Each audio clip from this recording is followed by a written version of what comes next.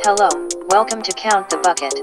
With your host, Zach Cox. Let's get this money. Alright, word. What's up? We're gonna be talking some NBA tonight. I got my brother Bennett Couts BK on the other side. Say what up to the folks. What up? Alright, so let's just dive right into it, man. There's a lot of crap going on in the NBA. LeBron James and the Lakers are out of the playoffs right now. The MVP race is as tight as I feel like I can remember for a long time. It was either Steph was winning it defensively, KD was winning it, Rose, LeBron. Yeah. This year we actually have a legitimate case for three. I mean, you could argue 3, 4, maybe even 5 players of being the MVP this year. Lately, Paul George and James Harden have been on absolute tears. I want to hear your input, though, and then I will give you who I think is my MVP.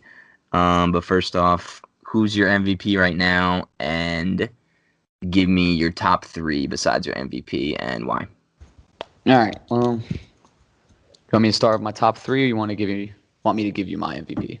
Yeah, give me your top 3. Go 3, 2, 1, and then I'll do the same, and we can compare. Okay. Give the people what they want, you know. My top 3 would be 3 James Harden. Mm-hmm. 2 would be, and this is a really tough one, I'm gonna have to go with PG.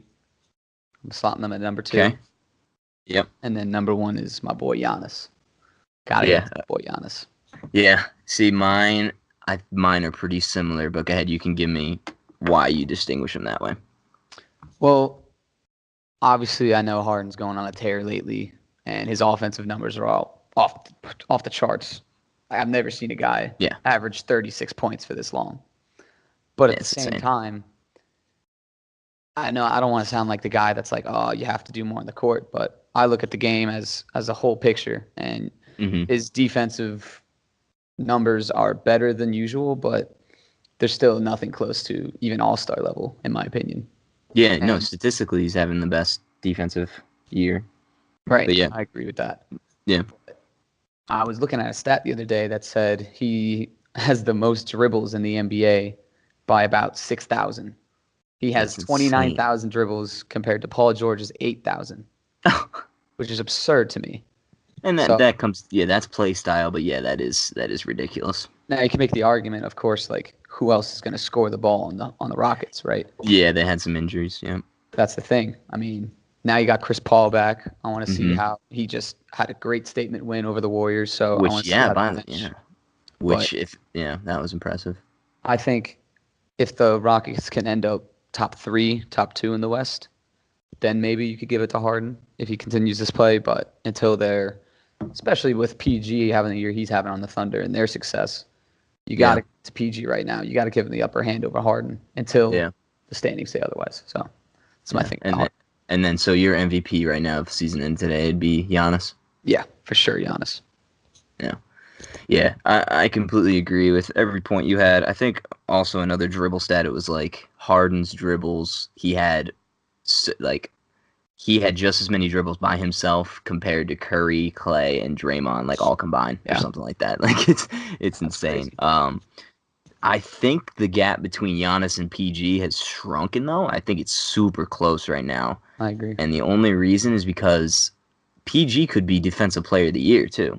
Yeah. Which a lot of people have been talking about. So if he's Defensive Player of the Year and All-NBA First Team, which it looks like he's probably going to be All-NBA First Team, he will be. It's going to be hard not to give him the MVP at the end of the year. That's true. But Giannis, he's got the best record in the league. Exactly. The best record in the league. His next best all-star is, who, don't get me wrong, is a great player, Chris Middleton, who know I've hated on a little bit, but he's playing really well this year. He's got a great coach. But besides that, it's Middleton, Bledsoe. Bledsoe's not having the best year. You know, it's just a bunch of they're good team all around, but it's Giannis. Mirotic was a great scoop. Giannis being the force that he is inside, I think is underrated. He is definitely a rim protector, and people don't give him credit for that. He's also on track to set a record for most dunks in the season. Mm-hmm. And he's not even a center. It's crazy. Like when he is full speed, it's almost like the LeBron Heat days. Like when he's full speed coming from half court, there's not much you can do to stop that because he's getting to the rim with his length and his strength now at this age. I mean, I think we're only seeing the beginning of Giannis's dominance in this league, honestly. I was talking to some people yesterday, and I was just saying, like, what if the Bucks win a ring this year? How do people talk about Giannis then? Yeah, no, I mean, he is a Hall of Fame talent. If he keeps this up, he will be one of the, is already probably the best player in the league this year, right there with PG. And, still LeBron and Durant, I'd say, are still in the peak of their careers. But it'll be interesting to see. I think, like you said, if Harden continues this offensive streak, there'll be a case because he'll win the scoring title and he might average more than I think the record is. Besides Wilt, the record was like Jordan averaged like 37 for a season. Something like that. So if Harden can keep that up, it'll be hard to give it to him. But man, I don't know if you catched any of that Thunder Jazz game the other night, but Paul George, oh my goodness, that was something to be said. But yeah, it'll be interesting. Good MVP race finally. Like I said, it's not like 73 win Warriors, give it to Curry, or Harden again, he got it, or Russ Westbrook averaging a triple-double. It's obviously his, so it'll be interesting to see. And yeah, I think Giannis or PG, I'd be happy with either of them winning it. PG might deserve it this year, and I'm just so happy for him after that injury, because in Indiana, he was people were like, damn, this kid's gonna be the truth in a couple years, if he's giving Bron problems. Right. The two other things people forget is what were the expectations for the Bucks and the Thunder, People thought the Bucks should be like top 5, maybe. Yeah, playoff teams. I'd say, right? Both playoff teams, but not like top 3 in their conference. Exactly. Yeah. That's the best record in the league, but yeah. Yeah. So we'll transition because we're talking about Giannis and the Bucks. A lot of movement has been going along in the Eastern Conference, which actually is like surprising to me. It's kind of funny. Like as soon as LeBron leaves, like now all these teams are like, all right, yeah, now we can be aggressive. Now we can go. Like the years before, they were like, well, we're not getting by LeBron and shit.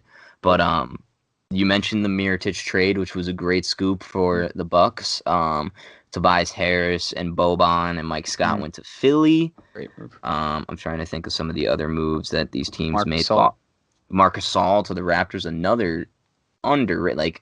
I think they really robbed the Grizzlies there, in my opinion. They only gave up like Valanciunas and Delon Wright, who's a good player. Don't get me wrong, but anytime you get Marc Gasol back is and I couldn't stand Valanciunas on that team. He would always be hurt, this and that. Still got the Celtics. They didn't really make any moves, but they still have the talent, obviously, to make a run. Who is your favorite out of the East this year? Who do you think will make it to the finals? And yeah, give me that. I mean, as of right now, there's 4 teams definitively that have a chance to go to the finals. Maybe even 5, man. It's crazy. Yeah. Yeah, no, it's nuts. 5. I don't even know because I want to believe that the Bucks can make the finals because I think clearly they're the best team in the league right now. But and they have a great coach. Great coach, one of the top coaches in the East. Yeah. But I wonder about their youth. I wonder about the lack of experience in the playoffs, especially the later rounds. Even Giannis, like he's had, I think he's been in 3 playoff series now. Yep. But I know a lot of people are hating on the Celtics right now, but for me, it's hard to count them out. It's real hard to count them out because they're a team that's built for the playoffs, in my opinion. Yeah. They got a lot of working pieces right now, but come playoff time, every player knows their role. They don't have any ulterior motives and all that. Yeah. So it's hard to say. And then again, you look at the Sixers, they're just absolutely loaded. Yeah. But my thing with the Sixers is I think if they face the Celtics, if they face the Bucks, I don't see them beating them. So, and really? Then okay. I don't see it. I think the coaching gap is too much, especially in the playoffs. But my prediction, I think the Bucks ultimately end up making it. I think Giannis is going to put on an absolute show. I think he's going to average ridiculous numbers. Yeah. And I don't see anyone else in the East or in the league that can really guard him. And the depth that they have is actually pretty impressive. So yeah, that was I forgot to mention that Thon Maker for Stanley Johnson I think was a great trade for both teams. He's a guy that will just go out there and play defense for Budenholzer. I mean, yeah, he's still a raw athletic specimen, might not have his offensive mechanics there yet, but he'll come in and give you 20, 25 minutes of just hard defense. I think you nailed it when you said that the Celtics are built for the playoffs because as soon as the playoffs start, it's all about your defense. Yep. I mean, unless you're the Warriors or the Rockets, it's going to be if you can shut down teams or figure them out in a 7-game series. And the Celtics got bodies like, when you put Rozier, Marcus Smart, Marcus Morris, Horford, and Tatum or whoever out there, like that's a tough unit to score on. Like those are all dudes that like pride themselves on playing defense. I disagree with you slightly about the 76ers. I think they're also built for the playoffs as well. I think when you have a lineup of Simmons, JJ, Jimmy, Tobias, and Embiid, hopefully a healthy Embiid, I think it'll all like matter about Joel. If he's healthy, he's probably right next to Giannis as the most unguardable guy in the East. I see the Sixers beating the Bucks in a 7-game series because I think eventually they can kind of figure out some sort of game plan to get Giannis out of the paint. If it's Sixers Celtics, I think that'll be a very good series. This is like a toss-up for me. I think any one of those 4 teams could make the finals, and I'd be like, yeah, okay, yeah. I'm totally fine with that. Yep. I probably, if it's going to be the Warriors, I'd probably either want the Sixers, the Raptors, because I feel like they match up the best. The Celtics do match up pretty well too, and the Bucks have long bodies too. But I'm really hoping that the Sixers can put together a run because I love what Elton Brand did. I'm a huge fan of Tobias. I think when you put a guy like Tobias next to Simmons and Embiid, I think it just helps all of them tremendously. Like just opens up the floor. Like Joel can do whatever he wants. Simmons is developing a very good low post game, and people are now finally seeing what kind of passer Simmons is. And they still have a good bench. They still picked up Jonathan Simmons. They got Boban. They got Mike Scott. They got McConnell. Like they got dudes that just, like you said, they know their role. And when the playoffs roll around, that'll be it. So I'm excited. I think this is the first time in a long time I am so excited for the Eastern Conference playoffs. Yeah, me too. Like don't get me wrong. Like the first year, I think that LeBron was on the Cavs and they made the playoffs in 2015, and he like single-handedly destroyed the Hawks. Like that was obviously a lot of fun to watch. Yeah. But the other playoff series didn't really matter because you're like, oh, they got to play LeBron next year, like whatever, you know what I'm saying? But you just knew LeBron was coming out. I think if we get a conference semifinals of like Sixers Bucks and Celtics Sixers or whatever, like however they match up, Raptors Bucks, and see. It'll be like 2 very good 7-game series, and it'll be exciting. So first round might not be that exciting, but who knows? Maybe the Nets surprise someone. I don't know. I think the Nets, Pacers still play hard. The Nets play hard. I think maybe the Heat can sneak in. Maybe if the Pistons get their crap together, they can sneak in. Take the 1 seed to 5 or 6 games. But if it's going to be the Warriors in the finals, who do you like match up best with them? See, I know you said you like the Bucks. You think it's the Bucks, or I think the Sixers probably match up the best with the Warriors. I think they just have 5 bodies. Not the Raptors with Kawhi and Pascal. Yeah, but they're close. I've been a little disappointed with Kawhi this year, and I don't know. I think you still need a scorer on your team, and Kawhi's obviously he's putting up numbers, but you need someone who can like get a bucket. You have to have someone who can compete with either Steph or Durant and match their scoring pace, and I don't see anyone. That was kind of crazy the other night. The Raptors Spurs game, DeMar DeRozan's homecoming, and for the game-winning bucket, Lowry and Kawhi picked him, locked up DeRozan at half court and picked his pocket. DeRozan was probably like, "Damn, like wow, that kind of sucks." Yeah. All right, well, we're talking playoffs. I'm going to bring it up. Right now, by the way, I'm sorry, but the Lakers, they go out and have a great game against the Rockets, like a spectacular game. great win for them, comeback win. Like, that's what gets the momentum going to right out of the All-Star break. And then you go to New Orleans, no Anthony Davis, and you lose to the Pelicans? Yeah. Like, I'm sorry, I know they're a young team, and that's literally what young teams do is they're inconsistent, but, like, you can't have that after the Kings just lost to the Warriors, too. Like, the door was open. You could, if you beat the Pelicans, you're half a game out or you're tied. Like, I need to ask you, who, obviously, LeBron is going to have to put the Superman cape on, which is everybody's talking about in the national media. Who is going to be that guy for the Lakers that's going to put them into the playoffs besides LeBron? Who's the guy that needs to step up? Obviously, I think they need Lonzo back. People are really, really not giving Lonzo enough credit when he's in the team. Obviously, he's just better. You just look at the statistics, the plus minuses, whatever. But who besides LeBron, in your eyes, needs to look in the mirror and be like, all right, I need to be LeBron's D Wade. Like, I need to do something and give this man a little bit of help.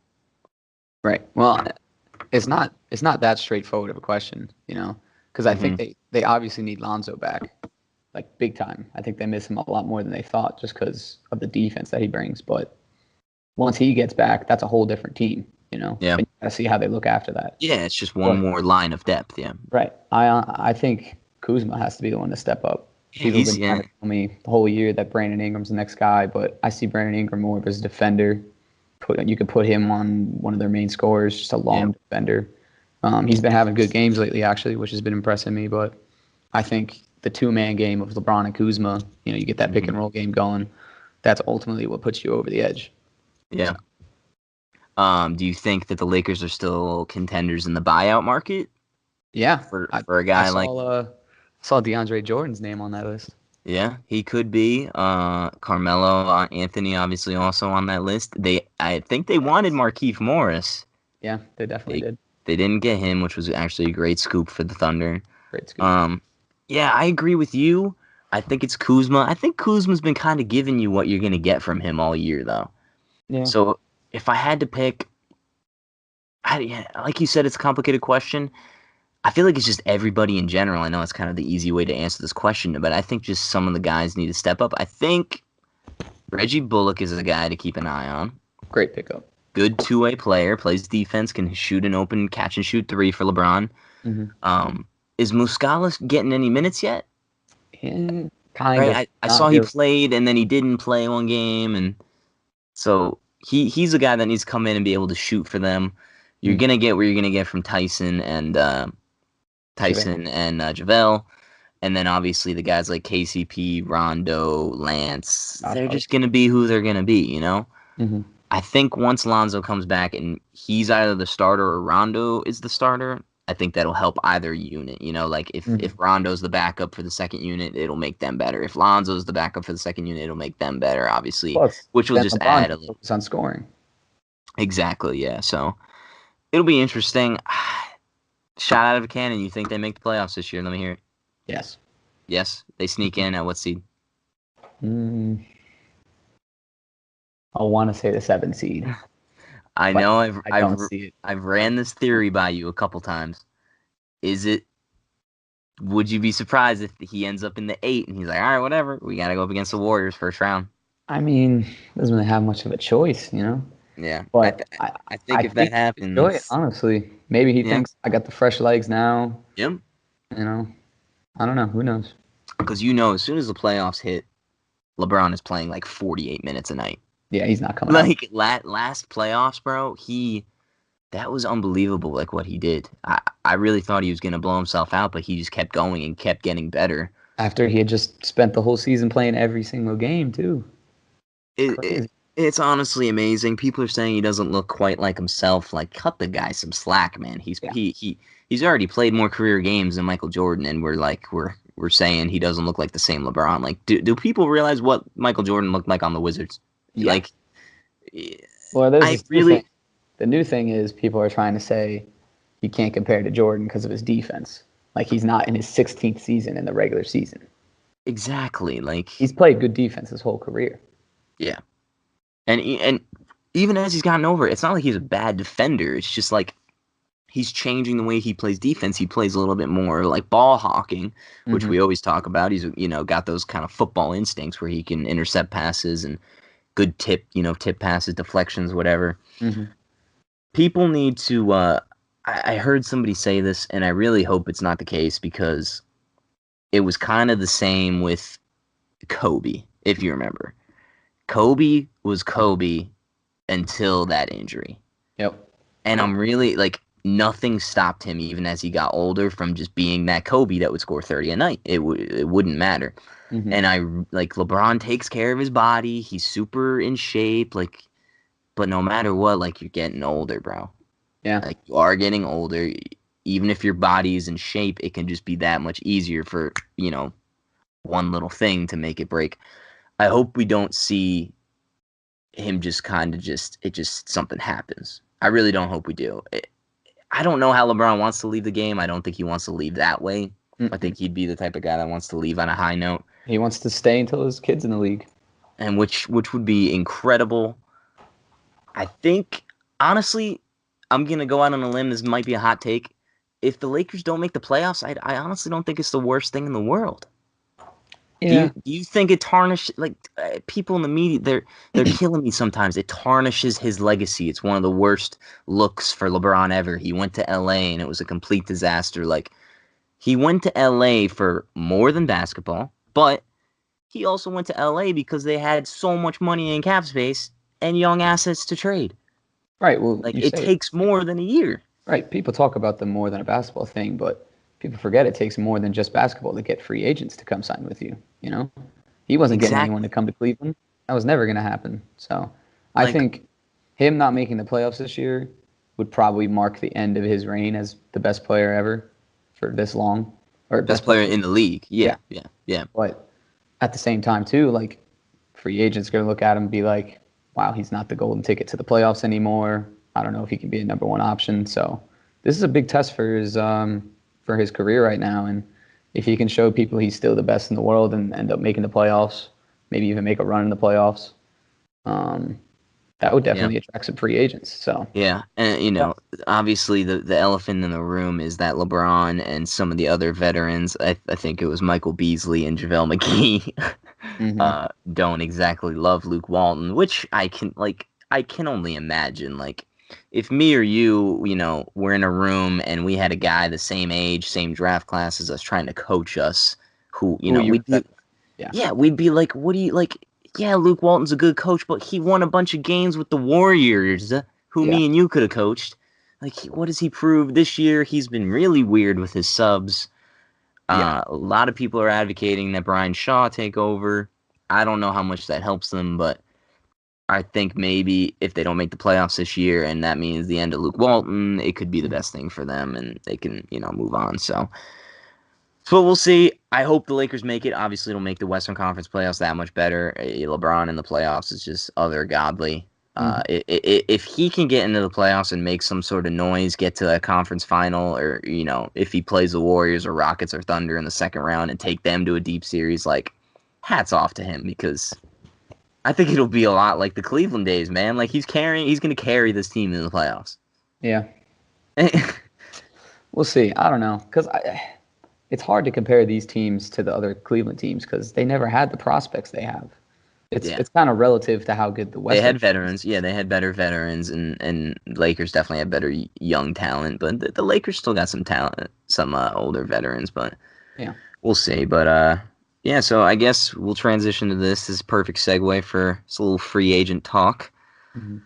Obviously, this is a huge summer for a lot of the biggest teams in the league. I wouldn't say some of the best teams, but some of the biggest markets. LA, Dallas, Miami, Boston, New York, Brooklyn, they will all be in the picture for some of the top free agents, including Kevin Durant, Kyrie Irving, Kawhi Leonard, Jimmy Butler, Kemba Walker, DeMarcus Cousins will be a free agent. Tobias Harris will be a free agent. Who am I missing anybody? There's one or two more. Durant, I already said that, but as of right now, out of some of those names I rattled off for you, who's the most likely you think to leave their current team? And then if you can talk about any other people you think will definitely leave? I'd say the most likely for me is probably Jimmy Butler. Mm-hmm. Just because he's kind of shown he doesn't mind moving around. And also, it seems like to me his fit's a little awkward on the Sixers. I mean, obviously, he's kind of like a really he's good he's an alpha. Definitely an alpha by heart. He wants to be one of the main players on the team. And right now, he's kind of just like a main defender that they're kind of moving around. And you think about it, like when he was in Chicago, it was D-Rose. Yeah. And then when he was in Minnesota, it was like, nah, bro, like Karl Towns is a pretty good player. And and he got traded to Philly, and it's like, nah, bro, Ben Simmons and Joel Embiid are all-stars. Like, yeah, I agree with that. Jimmy, I could definitely see. Like you said, I don't know if he's gonna join a LeBron or a New York or something like that. I feel like he might want to go do his own thing. Yeah. Yeah. I just don't know where he would go. That's the thing. Yeah. It would be tough.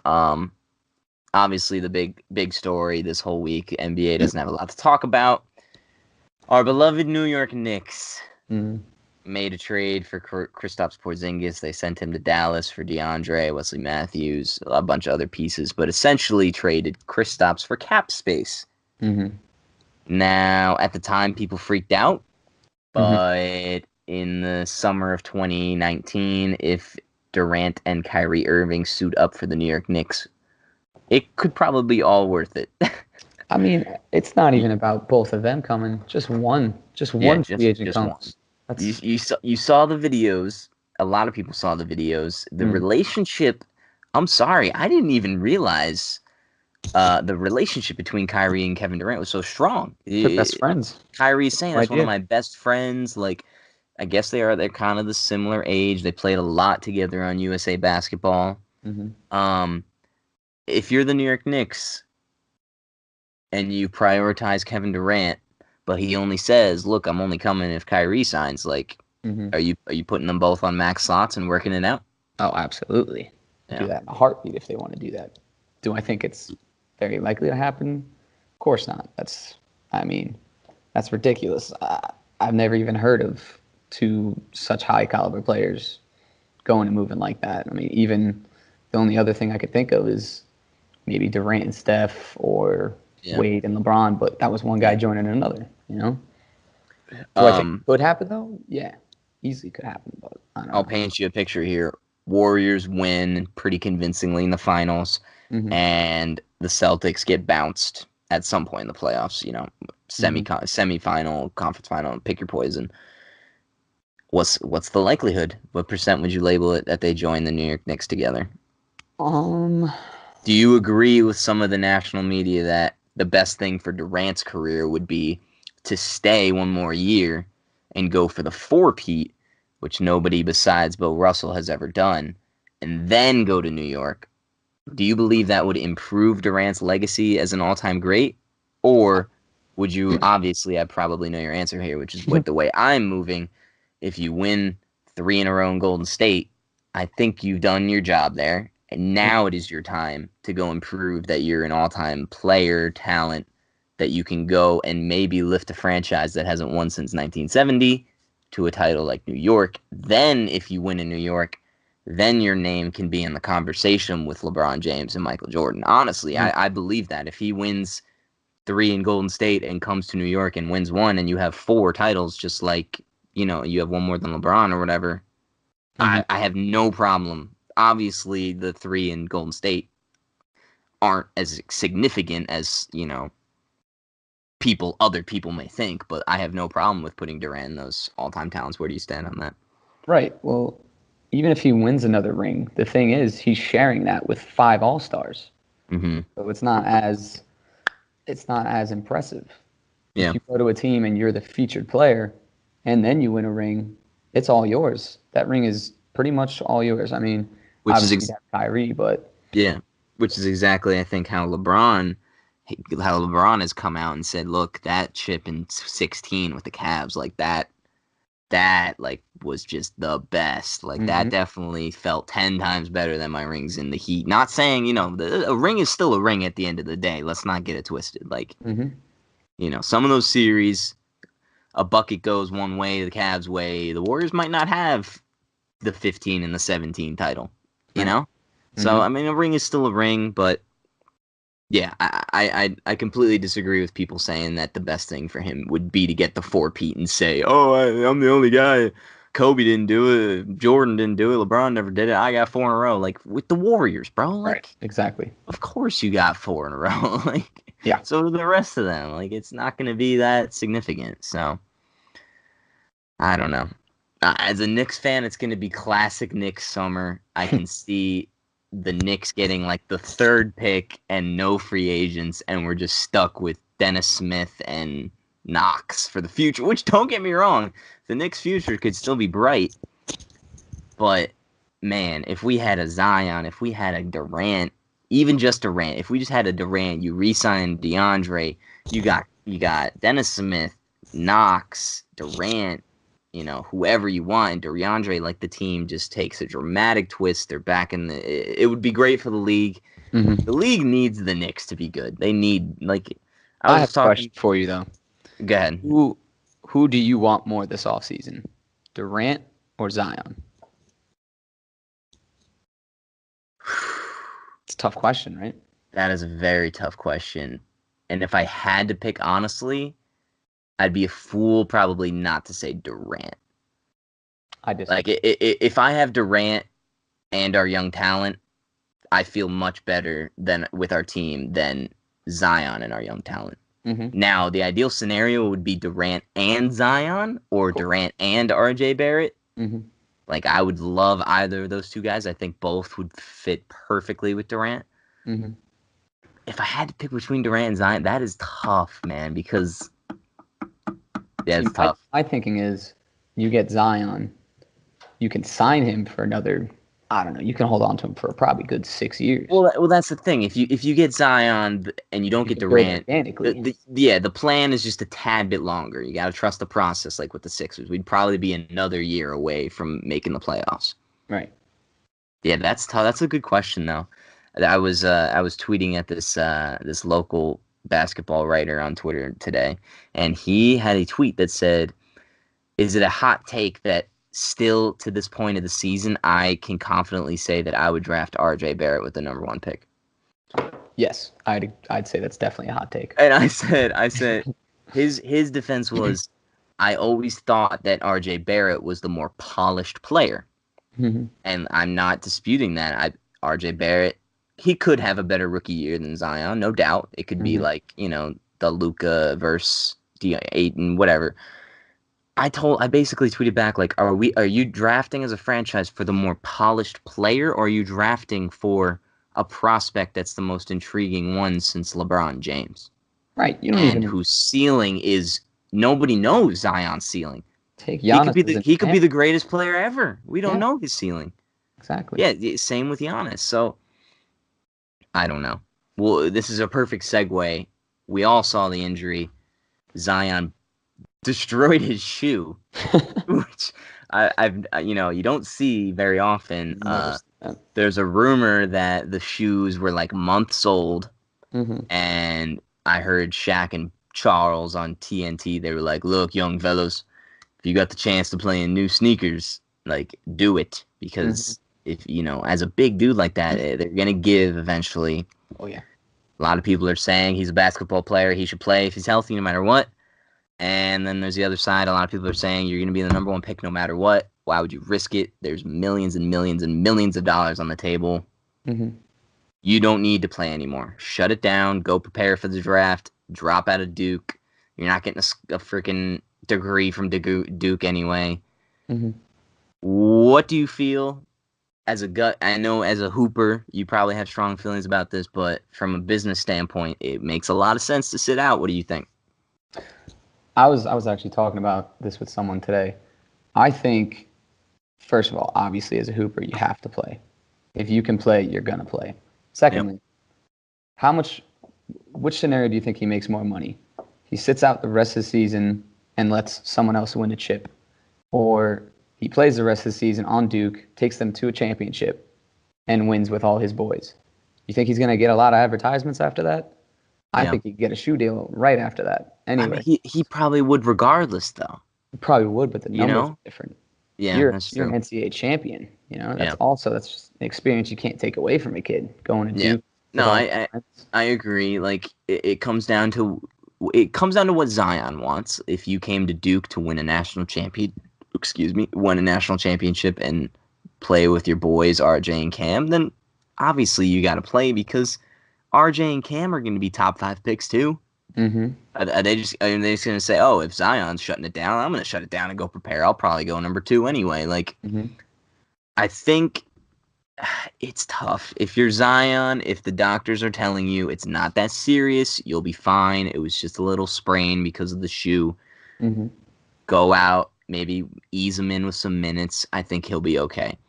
But if some of the doctors are saying, look, you might have some pain, like, there's a high risk for re-injury, like, you really might want to consider this, I would have no problem if he came out and said he's shutting it down. I really wouldn't.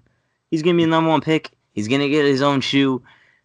He's got that smile. Like, he'll be very marketable regardless. I've always thought, too, though, that if you're going to get hurt, like, you're going to get hurt regardless. There's no amount of sitting out is going to stop that. What if it's a mindset, too. Right, exactly. So you can't just say, oh, I'm just not going to play the rest of the season because I'm afraid of getting hurt. Because, first of all, you're missing out on the opportunity to compete with the people you're about to play against in the next level. Yeah. And it's just better practice. You're going to go into the combine without playing for a while. It's just, if you can play, you should play. Yeah.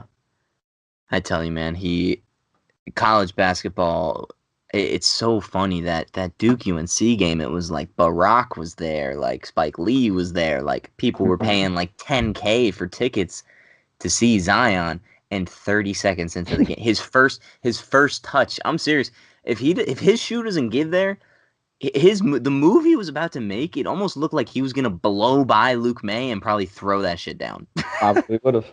Like that might have been that's crazy. Like, he was moving the needle for college basketball. Like, when this kid gets into the NBA and he's either in New York, Cleveland, or Phoenix, it doesn't matter where he ends up, they're gonna sell out. Oh yeah. Like, I need him in New York. My heart needs him in New York. I don't even care. The more we talk about it, the more I'm convincing myself that maybe we just need Zion instead of Durant. But regardless, it'll be interesting to see where he lands. Of course, the year that they change the draft lottery odds is the year that the Knicks perfect their tank. Yep. Everybody's got the same chance to get the number 1 pick. So, do they really? Everybody has the top 3 teams have a 14% chance to get the number 1 pick. That's not right. So it prevents tanking, obviously, but of course they implement that rule the year that the Knicks finally got the tank right, So we'll see, man. It'll be a couple interesting weeks in the NBA. I'm sure we'll have some more to talk about at a later date. But is there any other topics that we missed that maybe you had written down or something? I don't want to. No, not really. And we covered it all, right? All right, word, man. Well, appreciate you taking the time, BK. Hopefully, some people find this interesting and will want to listen more. Yep. Hopefully. All right, well, until then, go Knicks, and hopefully the Lakers will be in the 8th spot next time we talk. I hope so. All right, sounds good.